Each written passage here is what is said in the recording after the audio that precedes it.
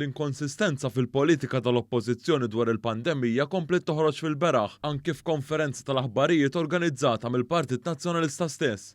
Id-deputati nazzjonalisti Marija De Guara u Stephen Spiteri ma qablux bejnietom f'konferenza tal-aħbarijiet f'temp ta' ftit minuti. Il-kap tal-oppożizzjoni Bernard Grech qed jisħaq li s-soluzzjoni għall-imxija ikun ħolqien ta' kumitat ta' sorveljanza. Il-Gvern qed jgħid li l-Oppożizzjoni trid dan il-Kumitat ikun fuq is-Suprintendenza tas-Saħħa Pubblika mmexxija mill-Professur Charmaine Gauci. F'konferenza l-aħbarijiet li l-Partit Nazzjonalista organizza, Stephen Spiteri saħaq li f'dan il-Kumitat ikun hemm fih politiċi. Li twaqqaf Kumitat ta' Sorveljanza Nazzjonali kompost minn esperti mediċi mill-oqsma kollha u xjenzati, flimkien ma' rappreżentanti tal-Gvern u l-Oppożizzjoni.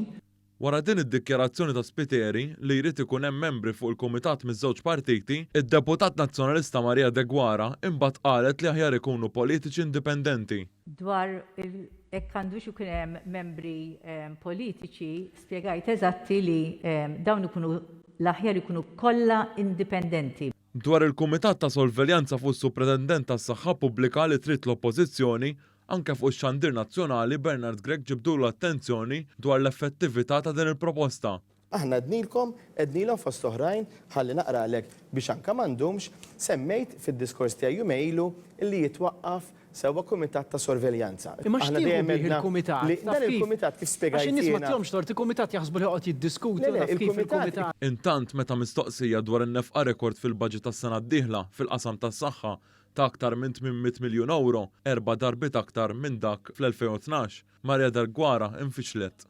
Hija ħaġa normali li iktar ma jgħaddi żmien fil-mediċina l-baġit irid ta' kull sena iżid u meta għandna pandemija bħal di tal-COVID li laqtitna bħal sajjetta fil-berqa kif ngħidu, sajjetta fil-bnazzi, bil-fors trid tippompja ħafna iżjed flus.